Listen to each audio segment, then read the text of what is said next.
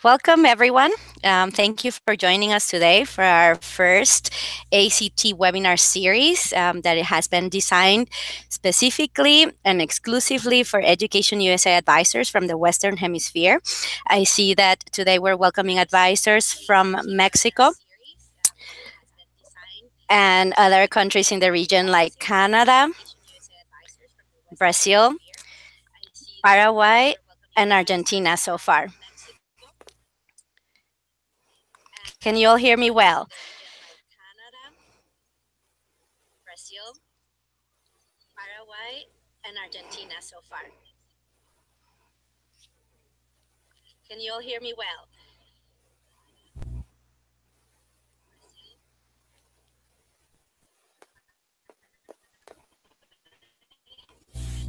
Well, an opportunity to thank our presenters.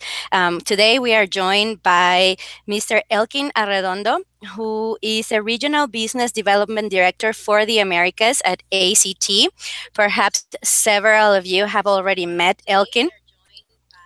And if not, maybe throughout his travels, you'll be fortunate enough to meet him in person. I also would like to welcome Josie Newman, who is the marketing manager at ACT International Programs. And Josie will be speaking to us today a little bit, hopefully a little bit more in the future, about the details in terms of overview of what ACT is. What a great resource it is for our students here in the Western Hemisphere.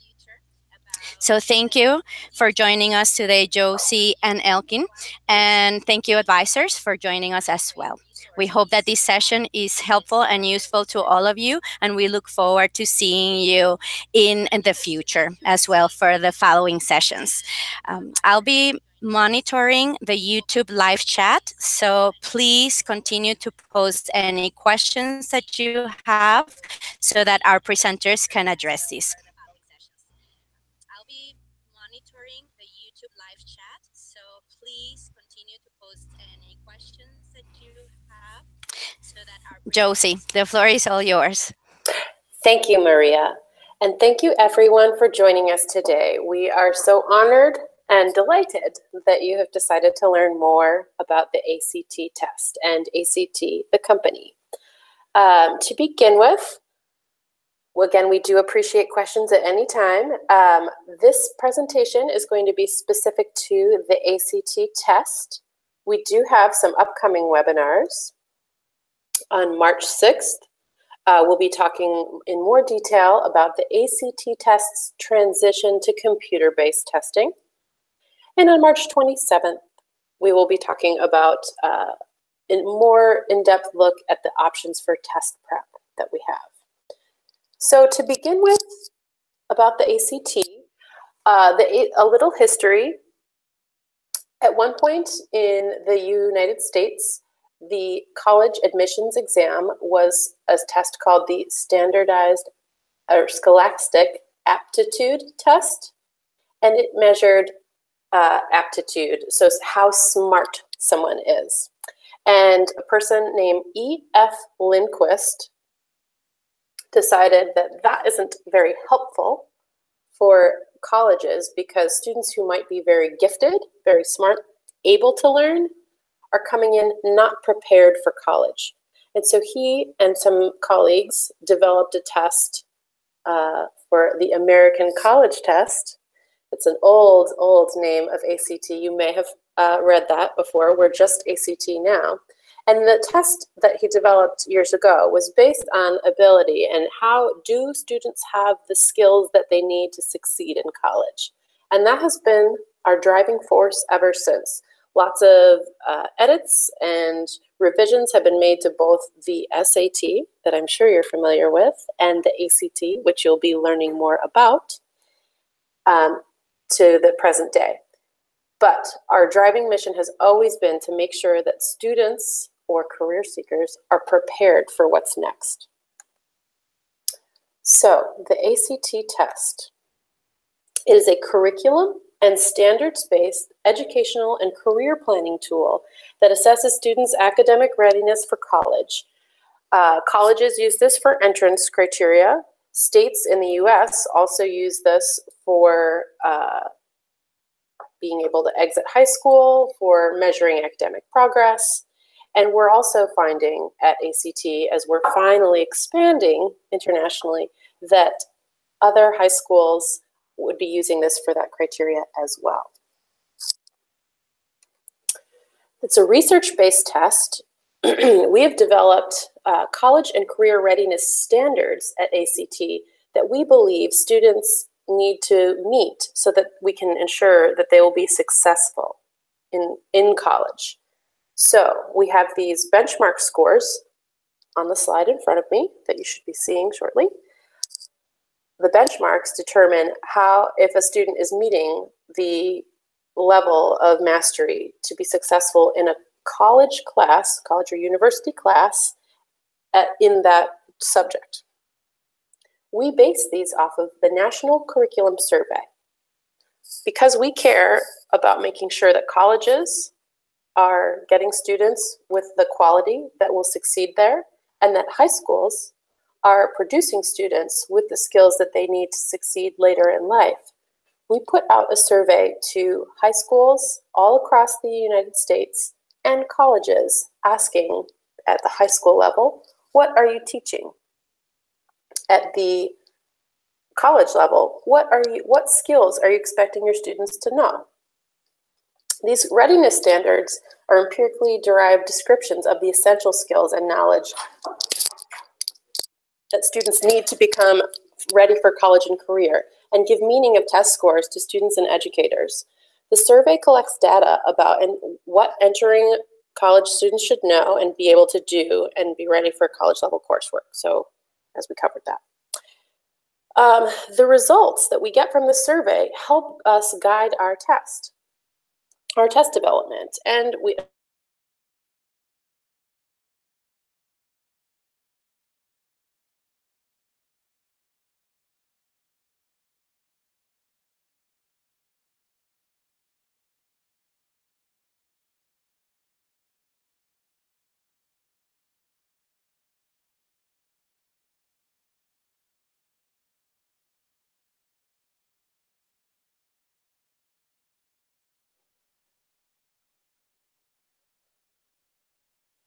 Josie, I think we lost your audio.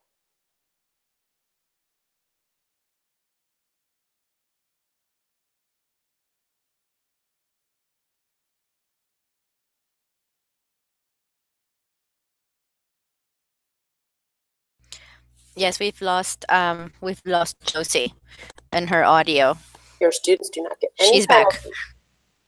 Pardon? Sorry, Josie, we lost you. Okay. Yes. Where did we lose? You were about to explain the results of the survey. You were okay, great. Yes. Sorry. Okay. So our national curriculum survey that we send out to high schools and colleges across the United States informs us on what high schools are teaching and what colleges are requiring from students.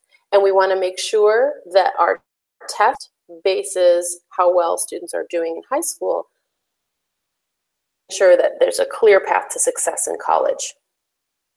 So the curriculum survey informs any updates that we make to our test if we need to test further in algebra and science. Hey, Josie. Yes? Are you projecting the presentation or am I missing? Hold on. I think the connection may have been lost. Okay. It switched to your camera versus the presentation. Oh, okay. That's fun. Yeah, Google Hangouts, it can be very intuitive. It sure There you go. All right. Awesome. Are we seeing it? Great. Yep. Okay. So let's go back to the readiness benchmark scores. Okay. So after the curriculum survey, and ACT has taken all that data from teachers, professors, principals, administrators, test, and we make any adjustments that we need to. The college readiness benchmark scores, as we've listed the college and career readiness standards previously, benchmark scores on the score report here are the levels at which a student would have a 50% chance of getting a B or higher in a corresponding college course, or a 75% chance of getting a C or higher. So as an advisor, if you were to advise a student who had taken the ACT, the benchmarks would be a good way for you to help your student realize what kind of school is good for them, and also if they need to retake the test. Okay, back to the ACT test overview.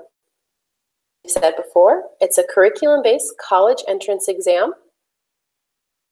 And we mentioned that other places do use it for high school exit. It measures academic achievement in 4 areas: English, mathematics, reading, and science. There is an optional writing portion. And I believe that we had a question about that before we started the call, about when to know whether or not a student should use the writing portion. And we will address that a little bit later in the presentation, but just know that it's optional for our testing, and it is also optional at many colleges. The score that you receive in each of the domains and your composite score is based on the number of correct answers. It is also, you might be interested to know, the leading U.S. college admissions test. We have more than, at our last full cohort, so not this year, the ACT tested 60% of U.S. high school students who were planning on going to college. So it actually is the most popular admissions test, which is saying something because that's only been in the past maybe 6 years. So we're really growing, and we're hoping that with your help, we can do that across the globe as well. I might pause for any questions here.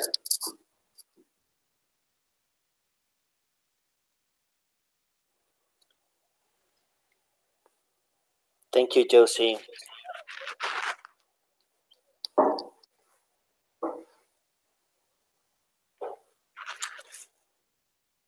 I see a question on the Google chat. I don't know if Maria is going to read it, but I'll read it for you. What's the percentage of international students taking the ACT test? Well, we do operate a bit in a duopoly. And as such, we do not exact numbers from the College Board on their international reach. It is safe to say that it's an overwhelming majority of the international students take the SAT. My colleague Elkin and our colleagues in the Middle East, in Asia, in India, they're telling us that it's well more than 3/4 take the SAT currently, internationally. So a little bit of a flip from what we see here in the US. Thank you for that question. Correct. There's been a historical preference for the ACT to have a more active presence in international markets, and ACT has now embraced amplifying our mission towards helping students achieve education success, not only in the US, but worldwide. And that's the reason that we're playing a more active role in all countries around the world. And so we hope that we give students the opportunity to make a more educated choice.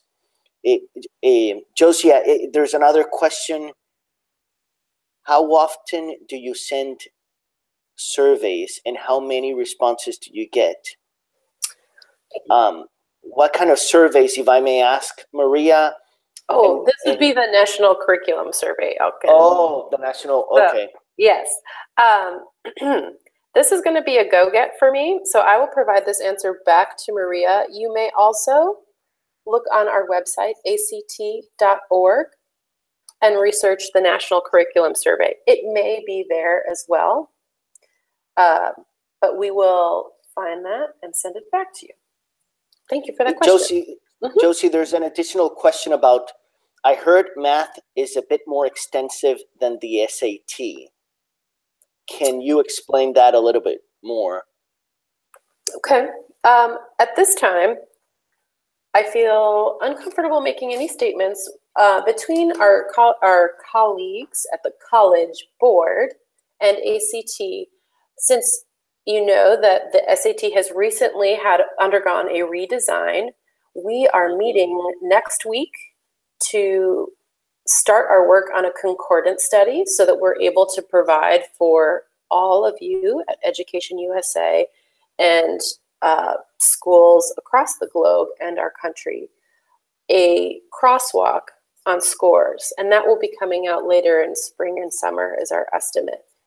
So to say if we're harder or not or more extensive is not a question that our research folks would appreciate us answering right now, as it wouldn't be fair to our SAT colleagues to talk about their tests without them signing off on it. So I have heard that anecdotally, but we have not had a chance to go deeply into the new version of the SAT to see if that has been ameliorated.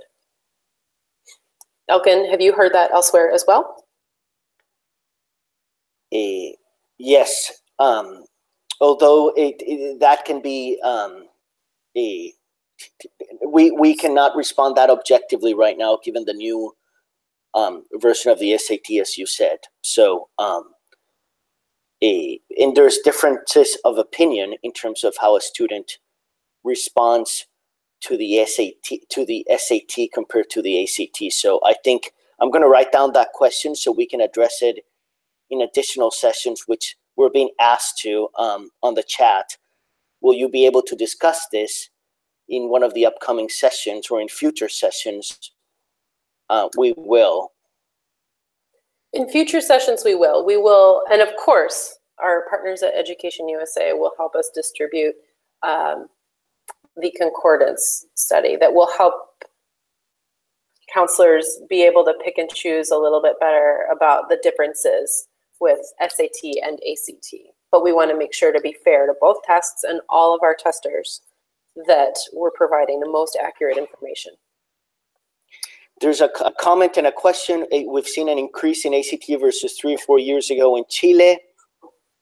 But that's exciting for us, and we appreciate the comment. ACT's mission is to help people achieve education and workplace success.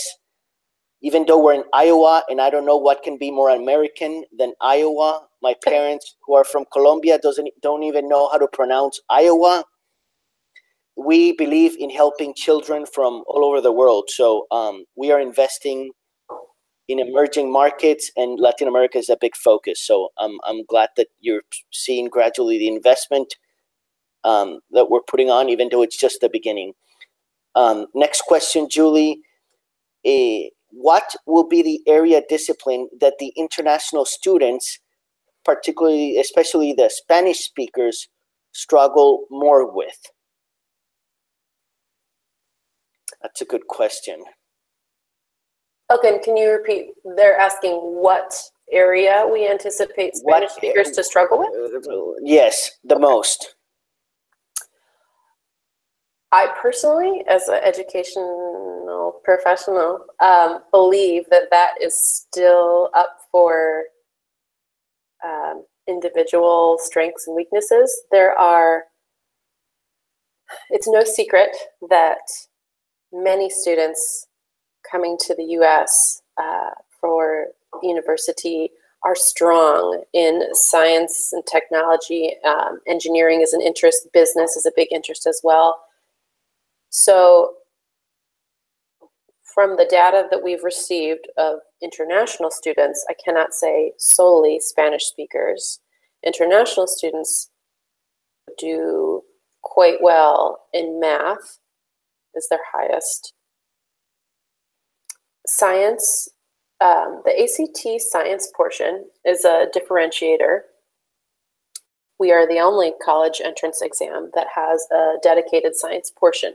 There are questions related to science on the SAT, but I believe that those are still in the realm of reading in English. So I think that the writing or English portion would be the more challenging for somebody who has to first translate into their own language to think and then retranslate their thoughts back into another language to provide the answer, would be my guess. But that is... I based on my own personal experience, I would agree. It's interesting. I'll write it down to see if we have some data to support that. But coming from Colombia to the US to go to school, I mean, the English portion of the exams was always the most challenging part. Yeah. Okay. Shall we pick up again? We have two more slots for questions. So keep them coming. Thank you so much. I really appreciate the feedback. So typically the ACT test is taken by students in grades 11 or 12, their last 2 years of high school.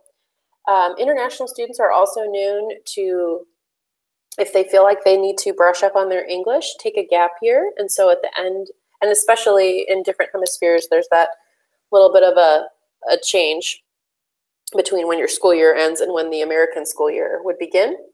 So many students also take the ACT in their 13th year or 12th and a half year, and then begin the next fall. We offer multiple test dates. Currently, the ACT offers 5 international test dates in September, October, December, April, and June. Excuse me, I need to cough. This April and June are our last dates for paper administration, and our administration timing will change. We'll be offering more opportunities for students because that is some feedback that we've heard from the students in international waters and land right next to us, that they need more opportunities. We have 7 dates domestically in the US, and so we are working to be able to provide up to 6 opportunities per year with our transition to computer-based testing.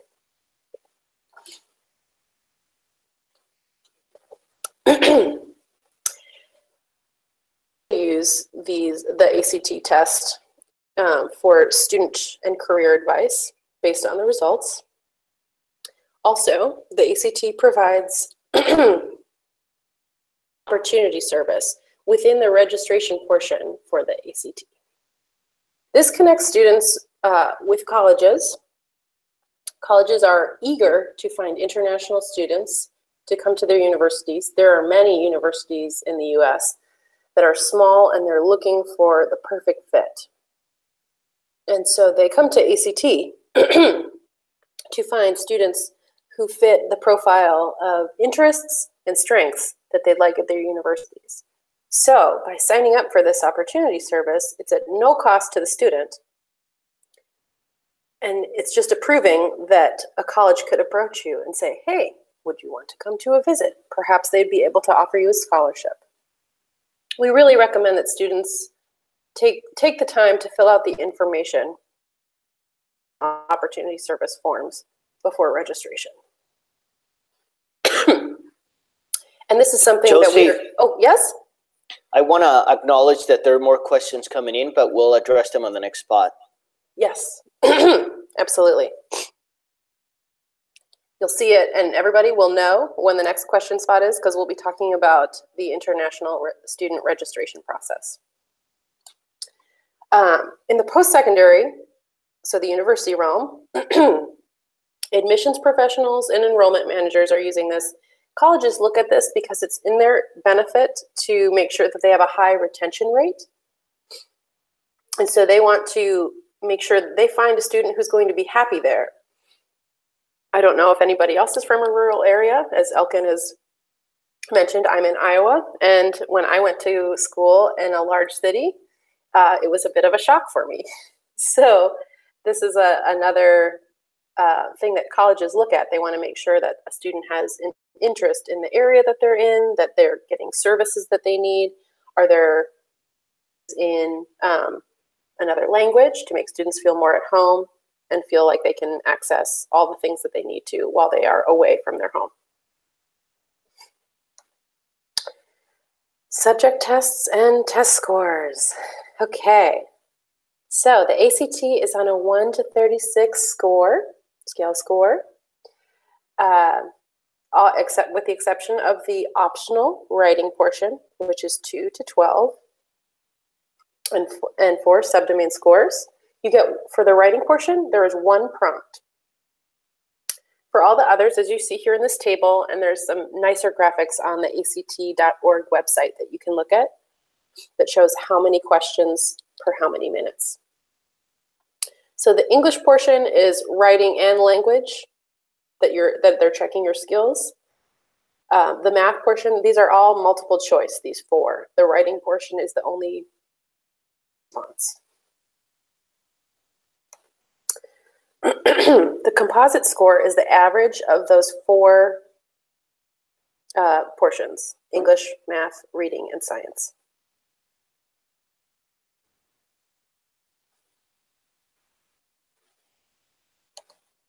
Okay, as we talked about earlier, we have the benchmarks.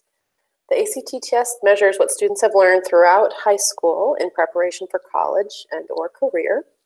Beyond providing students with access to college and financial aid, as we mentioned with the Educational Opportunity Service, the ACT provides educators with the tools to improve student outcomes across the board. Each of the subject tests include the readiness benchmark showed in purple. This purple benchmark right here represents the level of achievement necessary for students to be successful in their first year college courses.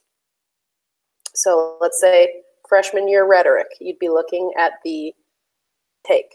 You'd be looking at the English score. Now you'll see here that we have STEM and ELA, and these are just combinations of your overall performance for STEM, math, and science, and for ELA, English and reading with the optional writing.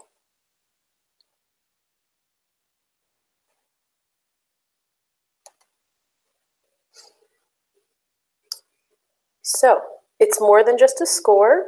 As we can see here, there are the ACT Educational Opportunity Service requires some other information on your student, like their high school courses and grade information, as in courses they've completed or intend to take, and their grades received. And this is something that, as I'm just taking aside for our lovely counselors at EducationUSA, we recognize that currently the questions in the registration process to America, we are editing them currently, and we hope that they will be altered for our next testing cycle. As you are helping students register for the April or June test date, if you want to give your best guess on a comparable course that your student has taken, because probably American Studies or U.S. History, rather, may not be applicable to your student.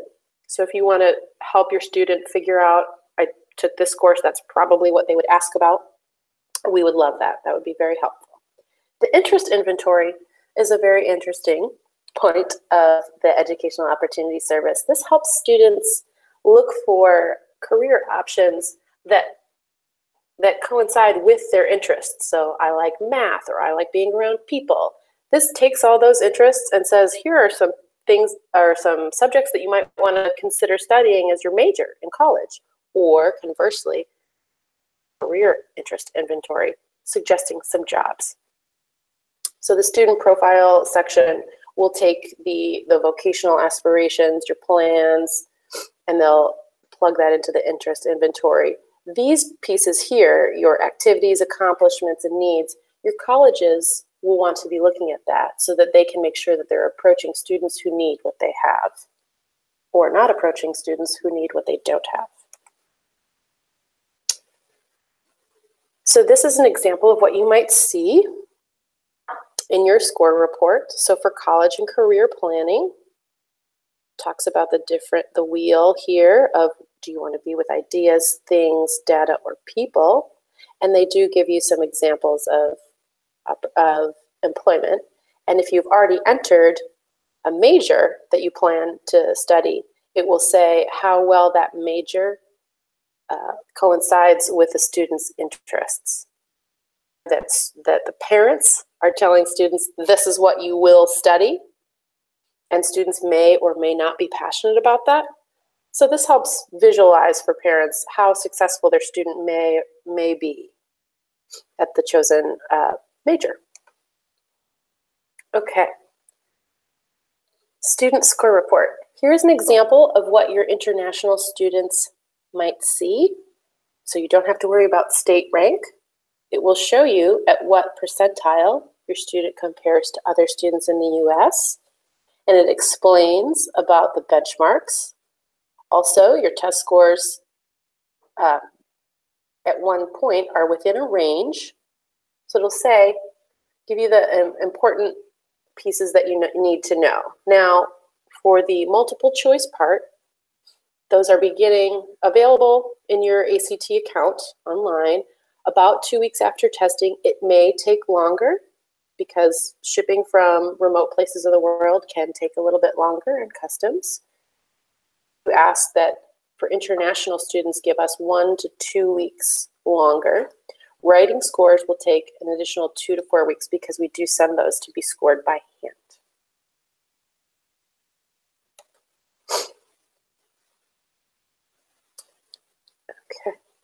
Okay. For each registration, a student gets 4 free score reports to the schools of student's choice if they are requested at the time of registration. So when you register for the ACT test and you've decided that you want to apply to the University of North Carolina at Charlotte and the University of Texas at Austin and California and obviously the University of Iowa, the best one there is here in the United States, you would just enter those schools right in, and these 4 score reports would go right to those schools. You don't have to worry about it. Now, if you decide you want to send them to additional schools, there is an additional fee, and you can request that at any time. Okay, so this is what the International Student Registration page looks like. And as you know, this is the page I promised you we'd get here and we'll take some more questions.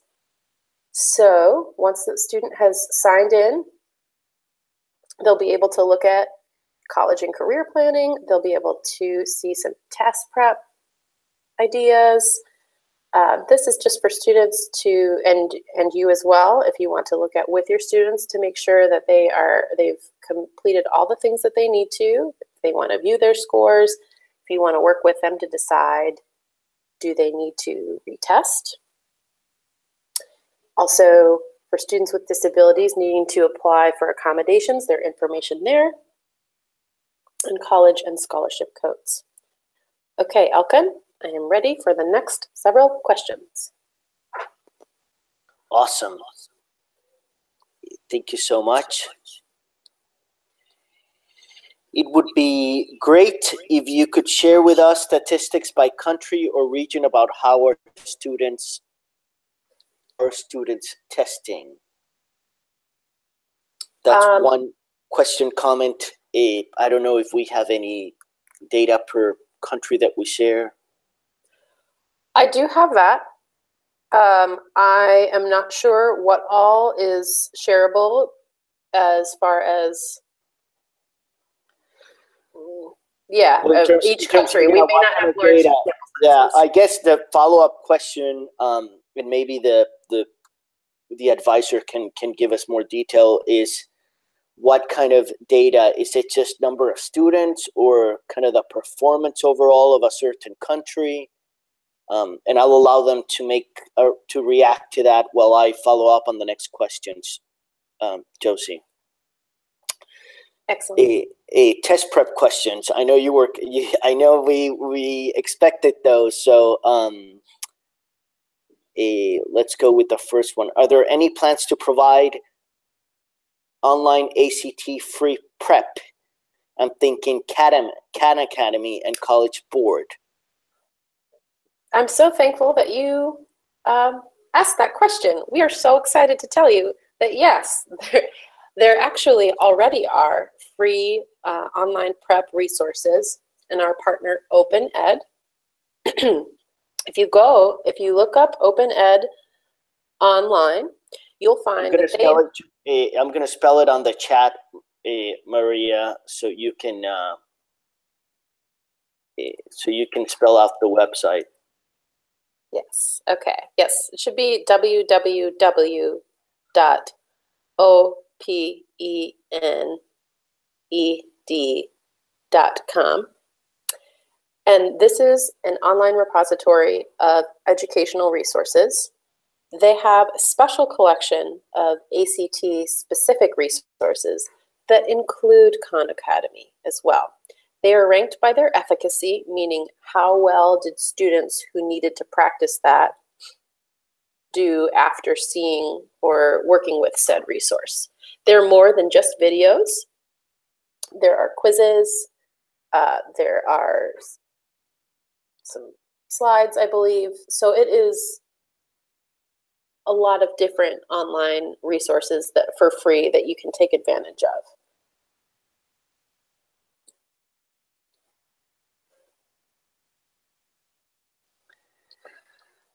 Thank you. And there's a question about whether ACT would recommend March to Success website as a proper authorized tool for practicing for the ACT. It is not an authorized tool. I'm not familiar with that website personally. I do feel that at some point, any practice is good practice. Yeah, yes, good response, Josie. I think as our given our nonprofit nature, we want to help students succeed, and we want to give them as many choices and vehicles and tools for success.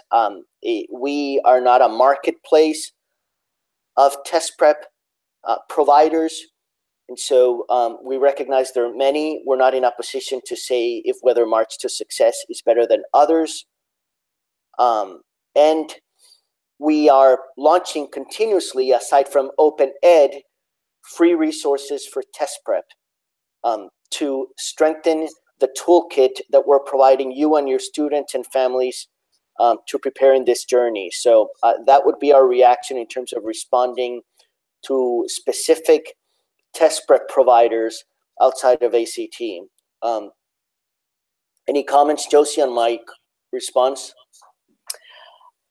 They advertise that they have full-length practice tests, and we do also provide those on our website as well. So I would just imagine that probably are just using the same ones as us. So wherever you get it, great.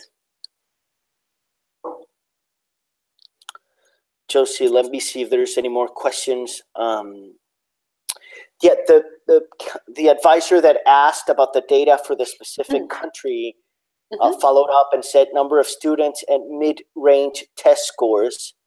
Anything you could share for a specific region would be great. So I guess I don't think we have that immediately available, but I think we can go get that one and get back. Is that, Josie, is that a fair statement? We can absolutely provide a range of test scores. We do not release student counts as far as I know. So at least internationally, but I'd be happy to track down the information. So sorry to ask our same counselor friend to provide more information, but if you would like to submit your country or the region of countries that you're looking for, if it's all of South America, fine. Then we can go about finding that data for you. And Josie, I know that we've been joined by some of the Department of State folks, so welcome to all. This is Elkin, and I work in the Americas region, like Maria Mercedes. I know frequently our U.S. market launches test prep products, and I don't want to put you on the spot, but I know it confuses folks abroad. When we launched like the ACT Academy, that had a big splash on social media recently, and so if I were an advisor in Education USA and I see, hey, ACT launch, ACT Academy, are those types of free prep solutions or tools planned for the international market? They are indeed. Thank you for reminding me about ACT Academy. That is going to be a combination of the resources that are already in existence on OpenEd. We'll provide a little bit more structured guidance for students. So there will be a diagnostic to determine what strengths and weaknesses you have, where you might need more practice. It will also allow you to enter in the amount of time you have until your test. We know that students are prone to cram it all in at the last moment. So they'll be able to say, my test is in 2 weeks. What do I need to practice? And get started on the areas that are most urgent for them. That is planned to, I believe, be launched in March. And as long as you have an internet connection, you should be able to access those resources internationally or in the US. And Maria, I'm going to put a link on the chat that you can share as well, as an FYI. Josie, there's no more questions at this point. Great. Okay. A few more pieces. The ACT student website. So we've talked about act.org as a resource. And I mentioned that there are free test prep resources.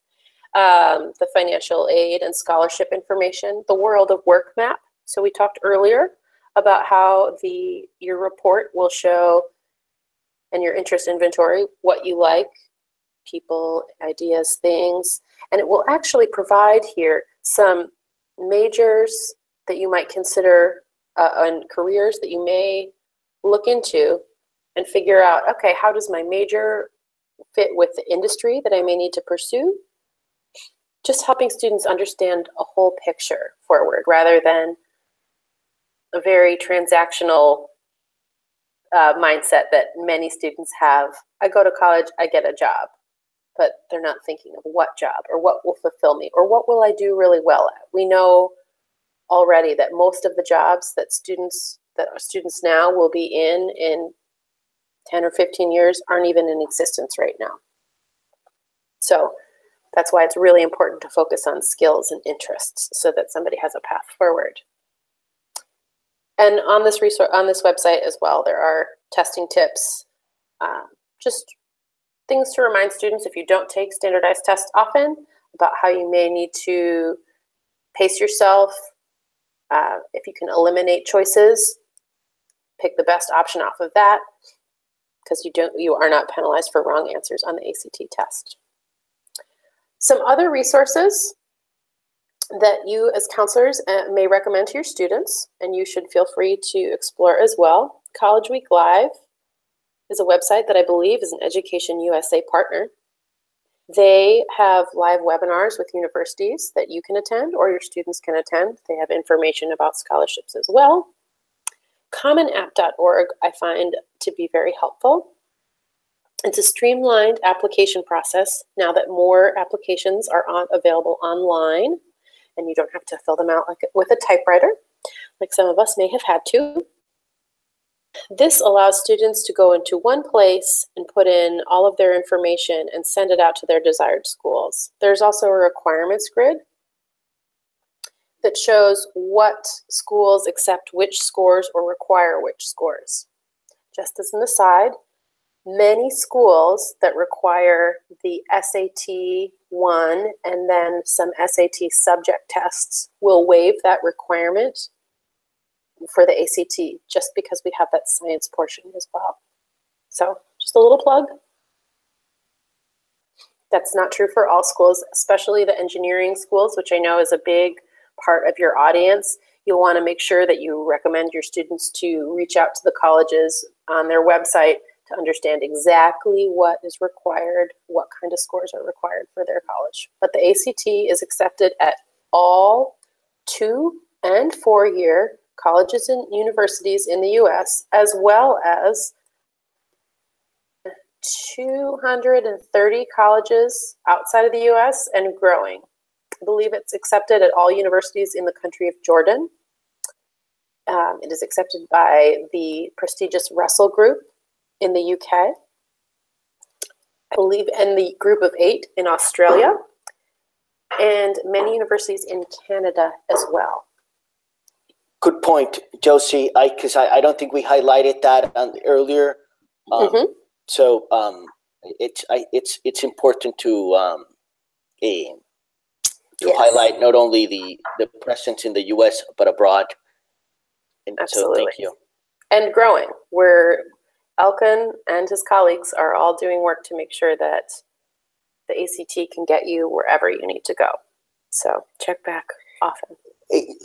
Josie, I'm gonna. I don't know when the next spot is for questions in terms of. Ready. Is it now? Yeah, go ahead. You mentioned the student page or the student portal for international students and how those questions are going to be adjusted. Is there a timeline to make it more, I guess, internationally friendly, for lack of a better word? Because some of the questions are confusing for us international students. Yes. Yes, there is a timeline. We are hoping and planning that all will go, that we'll be able to share more of this in our international computer-based testing presentation, as this is a part of the updated registration process for the computer-based ACT. So we'll be able to share with you more then. Sorry to delay it for just another month. But we'll hopefully have more clarity on an exact date. If I had to guess, I would say we're looking closer to the next testing cycle beginning in August or September of this 2018 year. Thanks. So, Maria, and folks on the line, any more questions? Let me scroll down to make sure I'm not missing anything. I included the Open Ed link for free ACT prep resources, and I included the blog post and the announcement of the ACT Academy, which is a free online test prep. Oh, if you had to draft a profile of the student that performs well through the ACT, what would that be?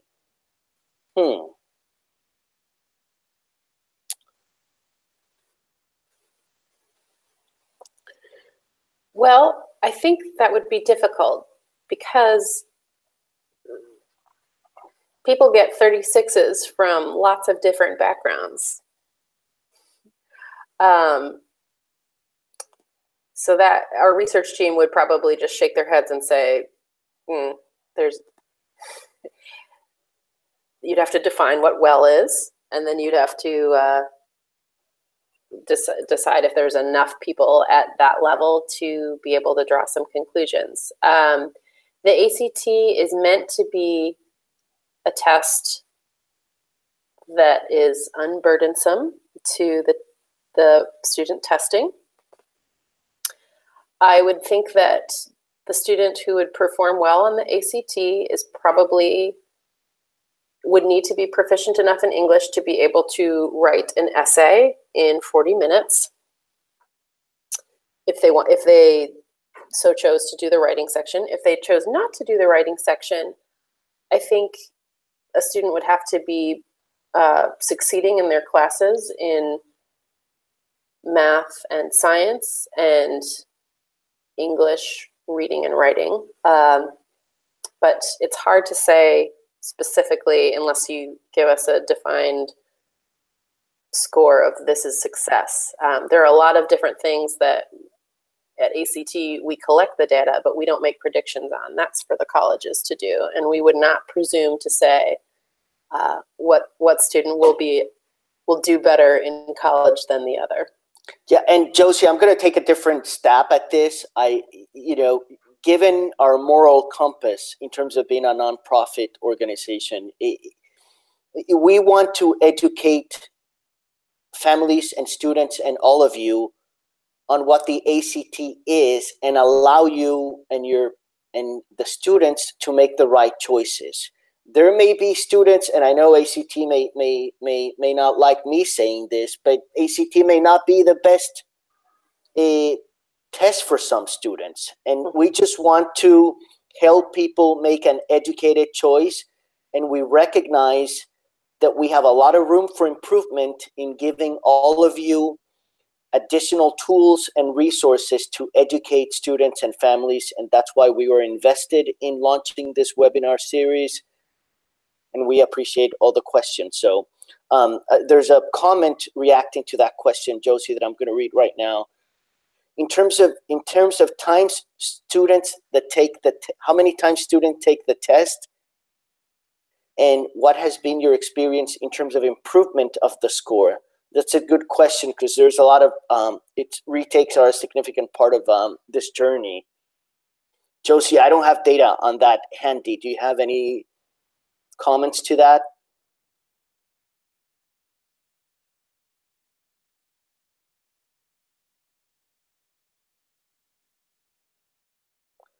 I think we lost Josie.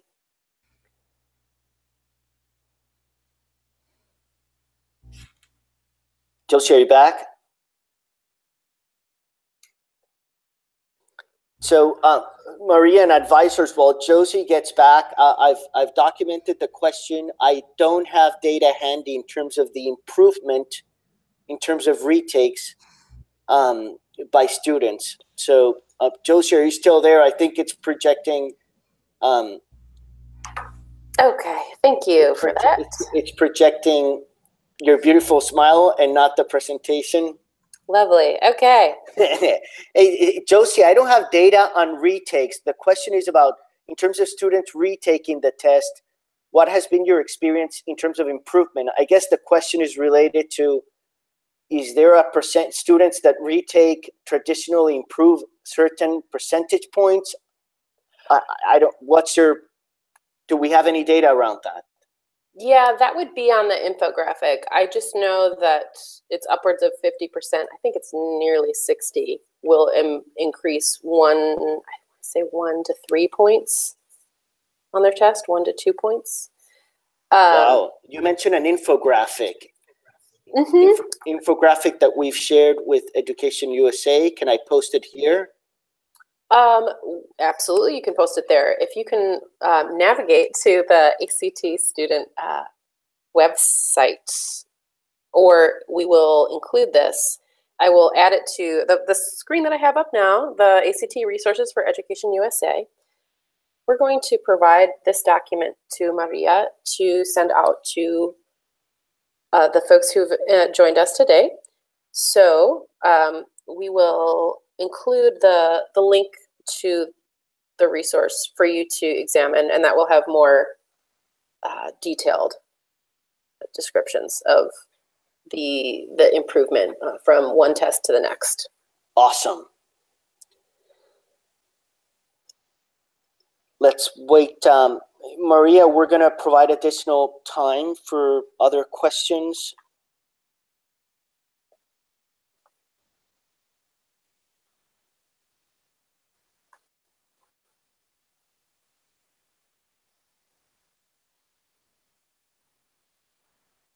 We're not getting anything yet. Hey, Josie, would you mind switching to the screen where the next webinars are? Oh, absolutely. So I think it'll be a good reminder for folks that we're invested in then learning more about the CBT transition, which is scary, not only for all of you at EducationUSA, it's scary for us as well. So there you go. There's nothing to be scared of. It's going to be the same test. Yeah, just a preview. It'll be the same test, faster scores, and more availability for our students, which is the most important thing. These are the end users. They need to be able to test when it's convenient, and we want to make sure that we get them to the school of their choice in the easiest method possible.